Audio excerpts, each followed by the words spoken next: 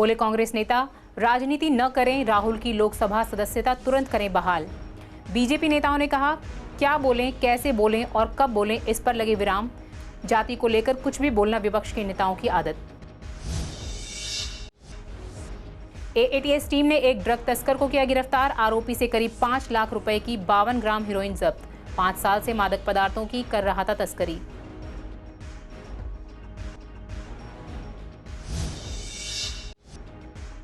Crime branch team ने कुख्यात लुटेरे को किया गिरफ्तार। 6 आपराधिक मामलों में शामिल रह चुका है आरोपी। लूट और आर्म्स एक्ट के 3 केसों में पुलिस को थी तलाश।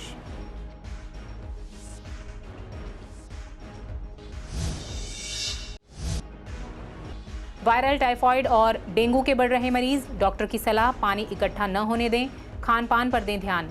वायरल से बचने को हैंड सैनिटाइजर और मास्क का करें इस्तेमाल।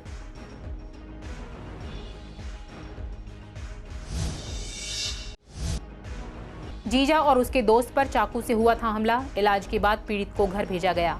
चारों आरोपी फरार। सीसीटीवी खंगाल रही पुलिस।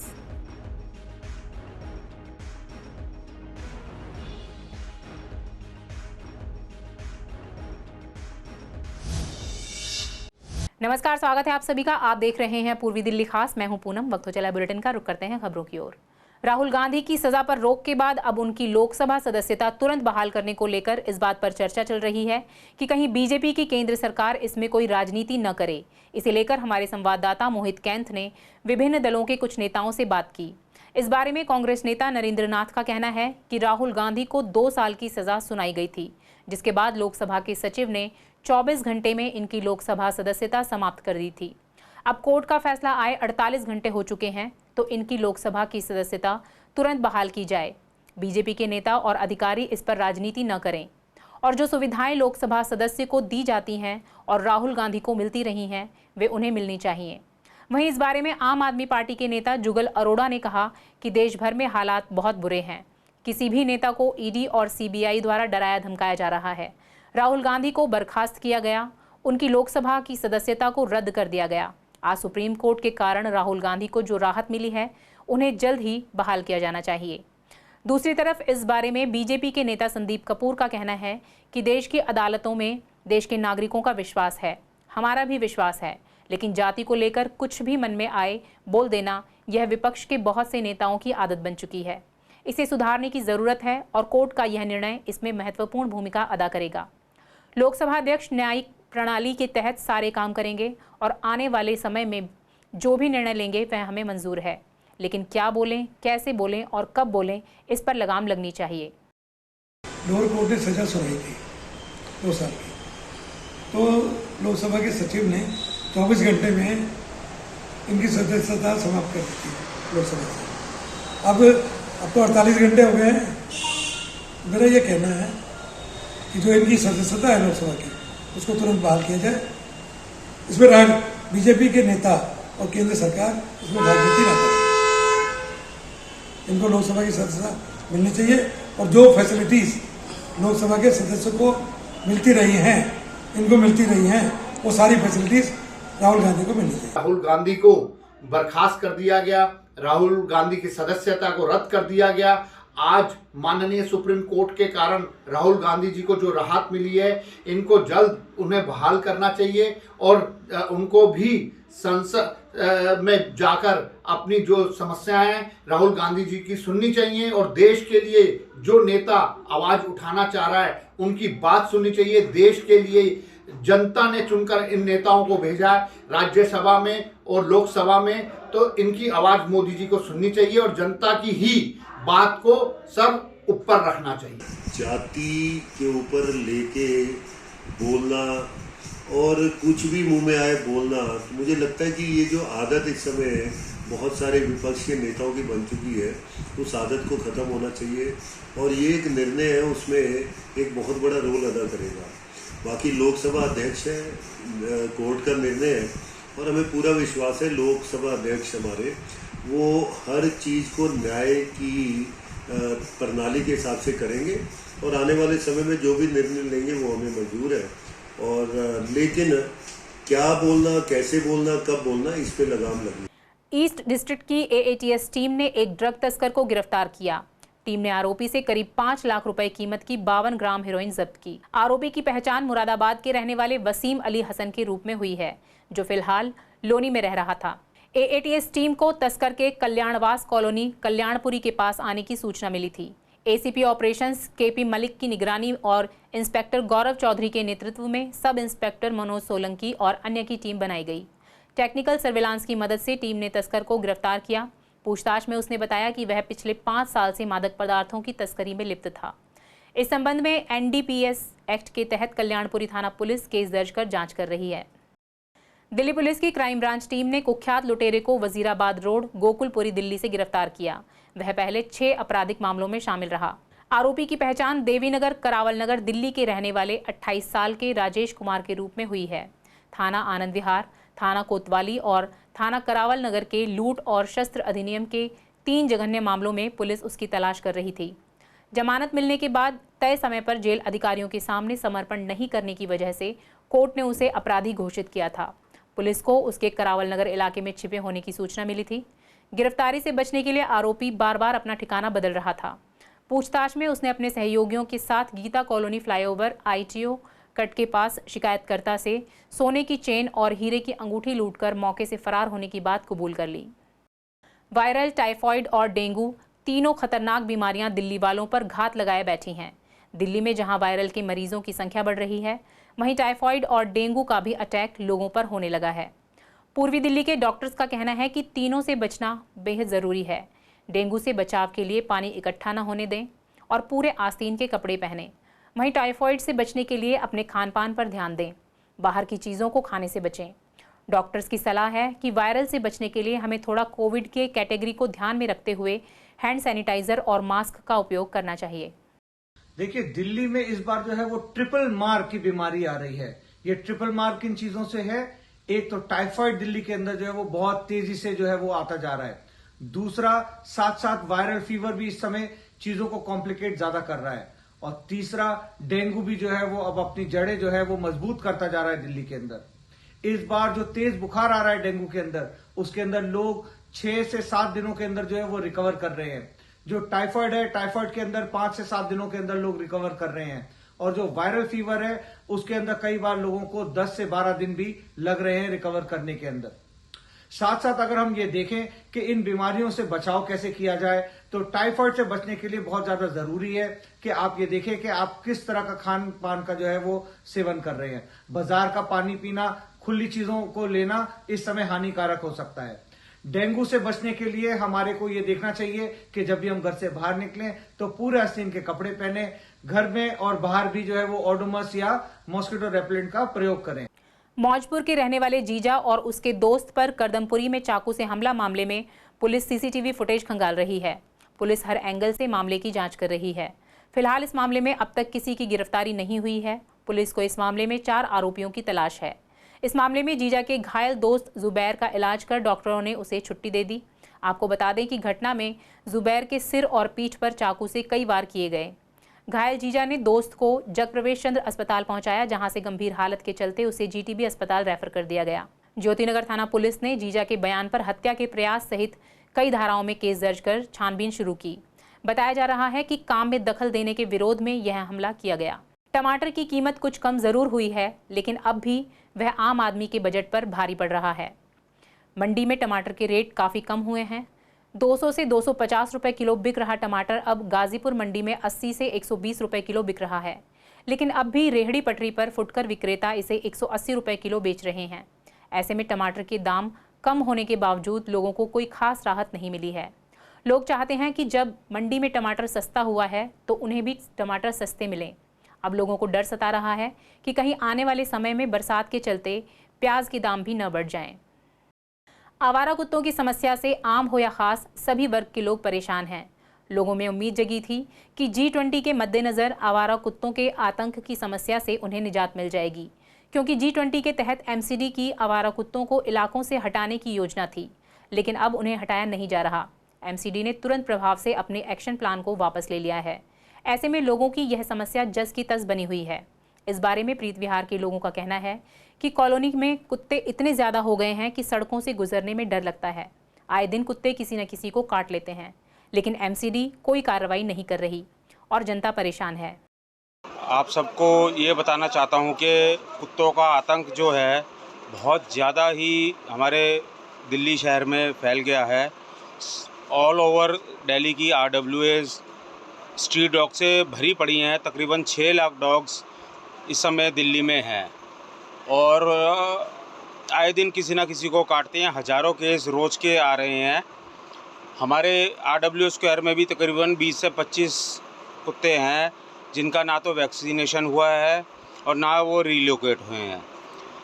गवर्नमेंट एजेंसियों को हमने कई बार अप्रोच करा लेकिन वो कुछ नहीं करती हैं। उस ब्लॉक में आदमियों से ज़्यादा इंसान से ज़्यादा कुत्ते हैं और हर कोई बहुत ज़्यादा त्रस्त हो चुका है और उसके लिए कोई सुनवाई नहीं हो रही।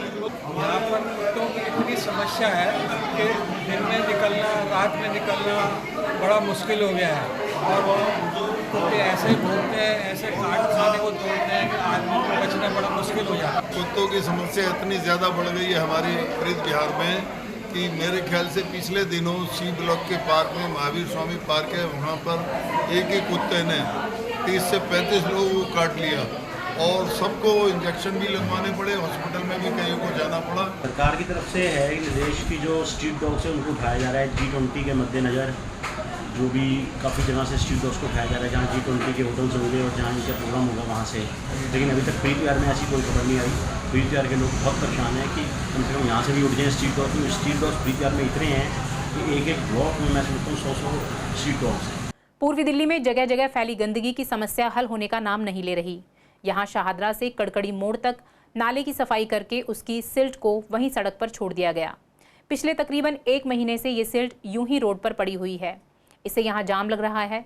इस पर CCN की संवाददाता सोनिया शर्मा ने स्थानीय लोगों से बात की। लोगों का कहना है कि बदबू और गंदगी की वजह से यहाँ से निकलना मुश्किल है। वैसे तो G20 के तहत जगह जगह सफाई चल रही है, लेकिन इस मलबे को यहाँ से नहीं हटाया जा रहा।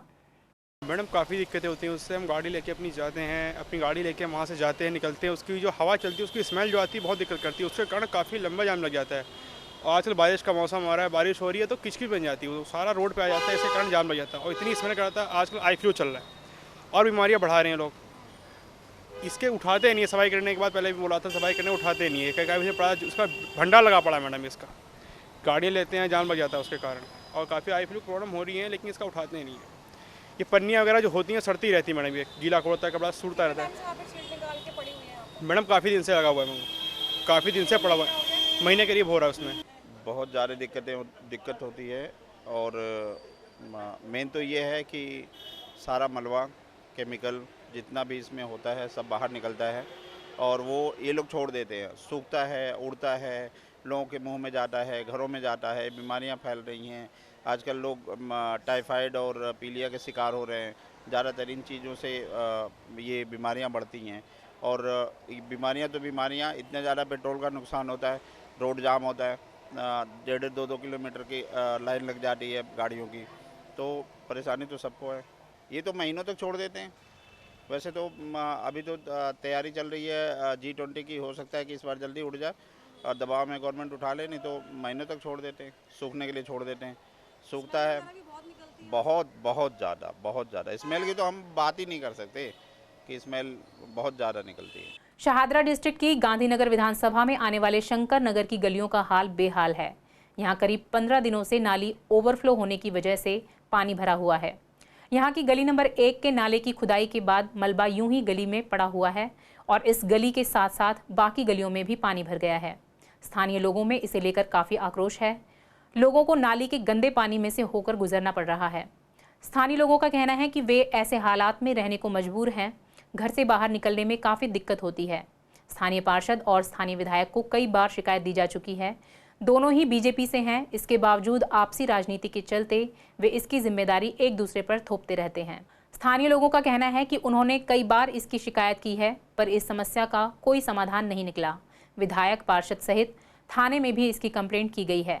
स्थानीय लोगों का कहना है कि अगर जल्द से जल्द इस समस्या को हल नहीं किया गया तो रोड ब्लॉक कर देंगे और आना जाना पूरी तरह से बंद कर दिया जाएगा। एक तरफ दिल्ली सरकार डेंगू के लिए बचाव के लिए बड़े बड़े वादे करती है, एडवर्टाइजमेंट के थ्रू बड़े बड़े होर्डिंग लगाती है। दूसरी तरफ मैं एक ज़मीनी अगर हकीकत दिखाऊं, मैं गांधीनगर विधानसभा के शंकर नगर इलाके में हूं। ये एक गली है जिसमें लगभग 15 दिन से पानी जमा है। स्थानीय लोगों का कहना है कि यहाँ इसी तरीके से पानी जमा रहता है, जिससे डेंगू की भी काफ़ी समस्याएं हैं। यहाँ नाले ओवरफ्लो हो चुके हैं, जिसके कारण ये पानी सारा रोडों पर आ गया है। ये गली नंबर 8 है। ऐसा ही कई गलियों में यहाँ हाल है। महज विधायक के लगभग 500 या 1000 कदम की दूरी पर विधायक का ऑफिस भी है, जो यहाँ से स्थानीय विधायक भी हैं। ये इस गली का हाल है। यहाँ से कोई पैदल भी नहीं गुजर सकता। अगर किसी को घर में भी जाना हो तो वो सिर्फ या तो साइड्स के रास्ते से निकलता है या पानी के बीच में से निकलने के लिए मजबूर रहता है। ये बुरा हाल है। बारिश होने के बाद में सारे शिविर ब्रेक मार चुके हैं। हम लोग गांधीनगर विधायक जो आपके अनिल वाजपेयी जी, निगम पार्षद जीतू चौधरी, और कल रात को तो हम लोग थाने कृष्णानगर थाने में SHO साहब को भी रिक्वेस्ट दे के आए हैं, जिसके अंदर जितने हमारे गली के मेंबर हैं उसके साथ हम लोग ये एप्लीकेशन दे के आए हैं। उन्होंने हमें आश्वासन दिया था कि सुबह 8 बजे तक ये पानी निकल जाएगा, लेकिन उनकी आपसी अनबन के कारण विधायक जी बोलते हैं निगम पार्षद करेगा, निगम पार्षद बोलते हैं विधायक जी करेगा। उसकी वजह से ये आम जनता परेशान हो रही है। सर इतना ज़्यादा गंदा पानी हो रहा है कि मतलब बच्चों का आना जाना, बड़ों का आना जाना सबका मुश्किल हो रहा है। बच्चे भी बीमार हो रहे हैं, बड़े बुजुर्ग जिनके घर में वो बीमार हो जाएंगे। इतने गंदे पानी में से हम लोग आए जाएं कैसे? ये 15-20 दिन हो रहे हैं और अभी भी आगे कुछ हमें पता नहीं चल रहा है कि कब खाली होगा। ये 3 बार जाकर के कंप्लेन कर रहे हैं। विधायक जी कह रहे हैं जी पार्षद जी करेंगे, ये उन्होंने नाला ब्लॉक कर रखा है जी। पार्षद जी कह रहे हैं विधायक जी करेंगे, ये विधायक जी के अंडर में आता है। और हम इतने मजबूर हैं कि हम लोग मतलब हम इनको चुनने के बाद में इनको देखने के बाद में अब ये आकर के यहाँ पे आकर के राजी नहीं है, देख करके राजी नहीं है। और हम इतनी मजबूर हैं यहाँ पे रह करके कि हम इतनी गंदगी में और इतनी बदबू में रह रहे हैं कि वो हम जानते हैं। हम विधायक जी पार्षद जी को एक बात कहना चाहते हैं कि आप एक काम कीजिए, आप हमारे साथ रह करके हमारे घर में रहिए, हम हमारे घर से हमारे साथ में आप खाना खाइए, 2 दिन आप रहिए, देखें आप कैसे रह सकते हैं। एक नए तरीका का ही काम देखने को मिल रहा है। जब भी ऑनलाइन कंप्लेंट की गई 2 क्वेश्चन पूछे जा रहे हैं दिल्ली गवर्नमेंट के द्वारा कि आपका ढक्कन चौकोर है या गोल है। इन ढक्कनों की वजह से ये पानी भरा है।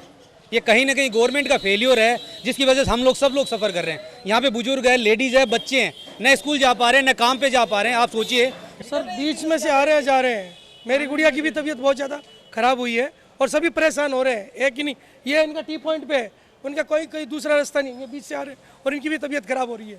हमारे यहाँ तक काम वाली आने के लिए राजी नहीं है। हमारे बच्चे पानी में से निकल के जा रहे हैं। कल को उनको अगर कुछ हो जाता है तो क्या गवर्नमेंट या जो भी NCT वाले जो भी हैं, आप उनका समाधान कर सकेंगे या उनके इलाज करा सकेंगे? कई सालों में तो ये पहली बार शुरुआत हुई, मगर इनका जो काम का तरीका है वो सही नहीं है। इनको पहले इसकी ड्रेन का इंतजाम करना था, ना कि इसे तोड़ के बैठ गए। अब क्या है, जितने भी एरिया हैं नियर अबाउट के, वो सारे लोग दुखी हो गए।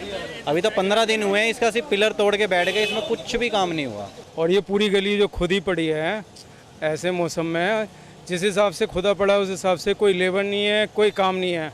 और आप गली में देखोगे तो कितना ऊंचा मलबा पड़ा है, कोई उठा नहीं रहा। सुबह और शाम के टाइम आए तो पीने के पानी में गंदा नाला पानी जा रहा है जो हम पी रहे हैं। ये यहाँ की जनता ने कुछ बताया कि 15 दिन से लगभग वो ऐसी ज़िंदगी जीने के पर मजबूर हैं, ना घर से निकल पा रहे हैं। कुछ बच्चे बीमार हैं जो हॉस्पिटल में भी एडमिट हो गए, ना सब्जी वाला गली में पहुँच पाता है, ना ये घर से बाहर निकल पाते हैं। इनका कहना है कि खासकर जैसे लॉकडाउन में उन्होंने ज़िंदगी जी थी, वही ज़िंदगी जीने पर मजबूर है। स्थानीय पार्षद, स्थानीय विधायक से कई बार कंप्लेंट करी है, उसके बावजूद आपस की राजनीति के चलते ये एरिया खासकर इस परेशानी से, इस समस्या से जूझ रहा है। कैमरामैन नवीन के साथ एहरार चौधरी, CCN। घर वालों के बाद हमारा सबसे अहम साथी दोस्त ही होते हैं। दोस्त से खून का रिश्ता तो नहीं होता, लेकिन वह हमारे दिल के सबसे करीब होता है। आज फ्रेंडशिप डे के मौके पर युवाओं ने ही नहीं बल्कि बच्चों ने भी अपने दोस्तों से अपनी फीलिंग्स शेयर की। दिलशाद गार्डन के एक स्कूल में बच्चों ने एक दूसरे को फ्रेंडशिप बैंड बांधे। टीचर ने फ्रेंडशिप डे की थीम पर आर्ट एंड क्राफ्ट की एक्टिविटी भी कराई। वहीं युवाओं ने कहा, बचपन में की गई शैतानियों से लेकर बड़े होने पर हर सुख दुख में हमारा साथ देने वाला शख्स दोस्त ही होता है।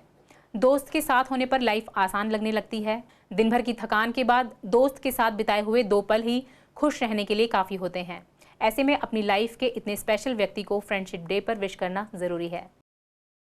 आज मित्रता दिवस है और मैं अभी सभी अपने मित्रों को मैंने आज फेसबुक, व्हाट्सएप के माध्यम से, मैसेज के माध्यम से शुभकामनाएं दी।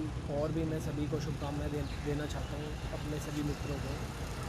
अपने रिश्तों से बाहर निकलकर जो आपका शुभचिंतक बन जाए, और जो आपकी चिंता करने लगे वो आपका मित्र है। जो आपके दुख सुख और सही दिशा का रास्ता दिखाए, आपको गलत को गलत, सही को सही बताए, आपको आपके साथ खड़ा हो हमेशा दुख सुख में, वो आपका सबसे बड़ा मित्र है। दोस्ती हो सुदामा और किशन जैसी।